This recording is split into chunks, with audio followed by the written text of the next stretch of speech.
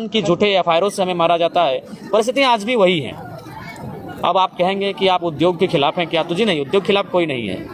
हमने जो कपड़ा पहना है वो उद्योग के कारण है। हमारे हाथ में जो मोबाइल है वो किसी न किसी कल कारखाना में तैयार हुआ है।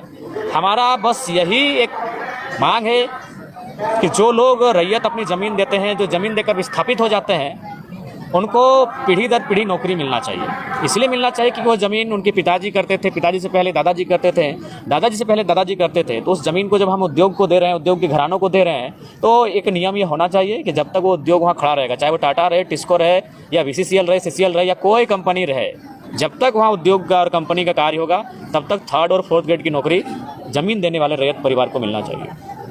जो खरसवा गोलीकांड हुआ, इस गोलीकांड के जो शहीद हुए, जो सपनों का झारखंड सोचा गया था, वो कहाँ तक हद तक? नहीं, बिल्कुल नहीं। हमें लगता है 1% भी अगर पूरा हुआ हो तो खरसवा गोलीकांड बिल्कुल वो सपना आज भी अधूरा है। जिस उम्मीद के साथ झारखंड के लोगों ने शहादत दिया है, शहादत देने का ही मतलब था सुशासन की व्यवस्था। सुशासन की व्यवस्था मतलब हमारी अपनी पारंपरिक व्यवस्थाएं, लेकिन आज विशेषकर कोल्हान में आप अक्सर देखते हैं जिस प्रकार की समस्याएं सामने आती हैं, जिस प्रकार से दमन किया जाता है, तो सुशासन व्यवस्था आज भी नहीं है। और जो लड़ाई थी वो सुशासन व्यवस्था की लड़ाई थी, वो लड़ाई हक अधिकार की थी। और हमें लगता है कि आज पुनः उस लड़ाई को आत्मसात करने की आवश्यकता है। पेशा कानून के बारे में बार बार बात होता है, अभी फिर से जो ये बात उठ रहा है, पेशा कानून पर आप क्या पक्ष रखते हैं? बिल्कुल, पेशा कानून ही मजबूत करेगा जो आदिवासियत परंपरा है, जो आदिवासियत रीति रिवाज है। पेशा कानून का जितना कड़ाई से, जितना मजबूती से अनुपालन होगा, उतनी ही आदिवासियत का संरक्षण होगा। और नहीं तो आज देख सकते हैं, रांची एक समय आदिवासियों की सीएनटी ज़मीन हुआ करती थी, आज वहाँ आदिवासी नग्न हो गए। धनबाद, बोकारो, ऐसे बहुत सारे जगह हैं जहाँ आदिवासी मूलवासी लोग बस बसाव था उनका उस भौगोलिक सीमा में, आज वो विस्थापित हो चुके हैं। कहीं डैम बनने से, कहीं उद्योग बनने से, तो कहीं अन्य राज्यों के लोगों के प्रभाव से वो धीरे धीरे अपने गांवों को छोड़कर सीमित हो गए हैं, संकुचित हो गए हैं। तो पेशा कानून जैसे कानूनों को कड़ाई से अनुपालन ही आदिवासियत संस्कृति का संरक्षण करवाई। दादा, आपका एग्रेसिव को लेकर के पूरा झारखंड में चर्चाओं का चर्चा चल रहा है, इस विषय की क्या कहेंगे? देखिए, हमें लगता है कि एग्रेशन आवश्यक है झारखंड के लिए। अगर मान के चलिए आप नियम से चरणबद्ध तरीके से अगर झारखंड में काम हो जाता तो एक यूथ लड़कों को एग्रेशन करने की ज़रूरत नहीं थी। हमें भी अपने घर परिवार को देखने की आवश्यकता थी।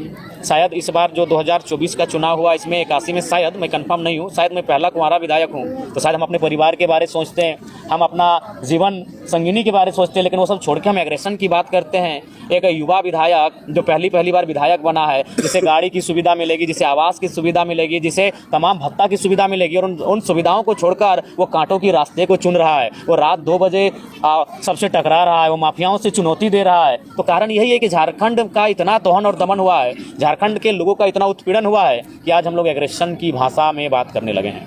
तो जिस तरह बीसीएल वहाँ पे बीसीएल से जो लोग परेशान है, यहाँ पे टाटा स्टील, बिल्कुल हर जगह, धनबाद की बात करें तो बीसीसीएल से, अगर बोकारो की बात करें, रामगढ़ की बात करें तो सीसीएल से, और जमशेदपुर की बात करें, सरायकेला की बात करें तो जो तमाम उद्योग हैं, चाहे टिस्को रहे, टाटा रहे, उषा मार्टिन रहे, और जो कंपनियां हैं, ये सत्य है। रांची जाएंगे तो एचईसी से, हिंडाल्को से। ये वास्तविकता है कि ज़मीन उन्होंने हमारा लिया, लेकिन नियोजन उन्होंने प्रदेश के लोगों को दिया। और ज़मीन भी अब सहूलियत से कहाँ ले रहे हैं? ज़मीन तो डीएसपी साहब को बगल में खड़ा करके, थानेदार को बगल में खड़ा करके, लाठी के दम पे लठेत खड़ा करके अब ज़मीन ले रहे हैं। इसीलिए मैं विरोध कर रहा हूँ ना। मैं उद्योग का विरोधी नहीं हूँ, मैं उनकी उस क्रिया का विरोधी हूँ, मैं उनके उस व्यवहार का विरोधी हूँ, मैं उनके उस तरीके का विरोधी हूँ। ज़मीन आप लेना है, ज़मीन उद्योग कहाँ लगना चाहिए? जहाँ बस बसाव कम हो। अभी देखिए जादूगोड़ा का मामला, 7 गांवों की सर्वे रिपोर्ट क्या कहती है कि जो वहाँ यूरेनियम का खनन होता है, उसके रेडिएशन से मानव जीवन में इतना प्रभाव पड़ा है कि 47%, यानी 100 में 47 महिलाएं माँ नहीं बन सकती है। माँ बनने के लिए उसके अंदर एक क्षमता जो होती है, उस क्षमता को ही खो चुकी हैं। 100 में 47 यानी 50%, आधा मान के चलिए, आधा महिलाएं माँ ही नहीं बन पाएंगी। और एक महिला जो माँ बनी थी, कोई आदिवासी महिला है, नाम उसका एग्जैक्ट याद नहीं आ रहा, 6 बच्चे उसका मुर्दा पैदा हुए। तो मेरा कहना है कि उद्योग कहाँ लगे? उद्योग वहाँ लगे जहाँ मानव जीवन प्रभावित ना हो, जहाँ पर्यावरण प्रभावित ना हो, जहाँ वन्य जीव प्रभावित ना हो। उद्योग किसी लगाए ना, किसी बंजर भूमि में लगाइए। मानव जीवन को प्रभावित करके, पर्यावरण को प्रभावित करके कौन सा मुनाफा आप कमाएंगे? कौन सा इसीलिए उद्योग का कोई विरोधी नहीं है। उनका जो व्यवहार है झारखंडियों के साथ, उस व्यवहार का विरोधी है। जयराम जी, नया साल आ गया है, किस तरह से आगे अपनी पार्टी को लेकर आप अपने काम किस तरह से करिएगा? क्या देखिए, हम लोग नितांत अपने कर्मों पे फोकस करेंगे। अगर हमारा कर्म सार्थक रहेगा तो लोग जुड़ेंगे। हम लोग वो ये कैंप मैंने बाकी लोग राजनीतिक पार्टियों की तरह जिस प्रकार लोग जोड़ते हैं उस व्यवहार से हम लोग नहीं जोड़ेंगे। हम अपना कर्म पे केंद्रित करेंगे। ब्लॉक का मामला रहेगा हम लोग ब्लॉक में आवाज़ बुलंद करेंगे, जिला का मामला रहेगा हम लोग जिला में आवाज़ बुलंद करेंगे, विस्थापन का मामला रहेगा हम लोग विस्थापन पे बात करेंगे। और लोगों को यदि लगेगा कि हमारी लड़ाई सार्थक है हमसे जुड़ेंगे, नहीं लगेगा नहीं जुड़ेंगे। तो जिस तरह गुजरात मॉडल के दम पर पीएम नरेंद्र मोदी जी पीएम बने, क्या डुमरी मॉडल वो देखने को मिलेगा 5 साल का? क्या आप लोग का जी forecast जी है? डुमरी मॉडल बिल्कुल देखने को मिलेगा और उसके लिए हम लोग बहुत सारी योजनाओं को बेहतर सिस्टमेटिक तरीके से लाने के लिए चरणबद्ध हैं और बिल्कुल डुमरी मॉडल को हम लोग आने वाले 5 सालों में झारखंड में एक एग्जाम्पल के तौर पे प्रस्तुत करेंगे। जयराम जी, डेट बदल जा रहा है, कैलेंडर बदल जा रहा है, लेकिन रोजगार की मुद्दा वही है, स्टूडेंट वही सड़कों पे है अभी भी। क्या कहिएगा इसको लेकर? नया साल में कुछ संदेश देंगे छात्रों को लेकर, कुछ हित करिएगा? देखिए, हम तो स्पष्ट कहेंगे, राज्य सरकार को आपके माध्यम से संदेश देंगे कि जब तक खतियान के आधार पे स्थानीय नीति, स्थानीयता के आधार पे नियोजन नीति और पिछड़ों के आरक्षण में संशोधन, जब तक इन विषयों को इम्प्लीमेंट नहीं करती है और अगर कोई नियोजन लेती है तो उसमें क्या होगा कि झारखंडियों के साथ सरासर अन्याय होगा।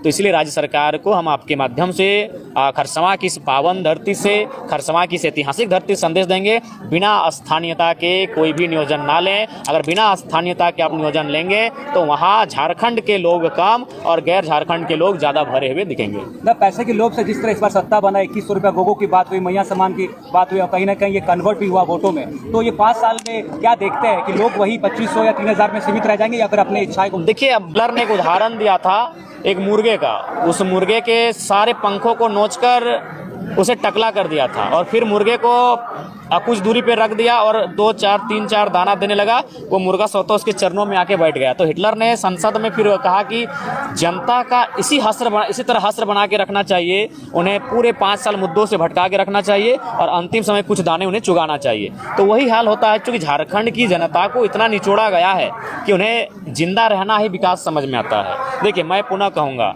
मैया सम्मान, अगर नारी सम्मान की बात है तो अच्छी बात है। मैं आज फिर तर्क दूंगा, 45 से 50 वर्ष की जो महिलाएं हैं उससे ऊपर जो है उनको आप ये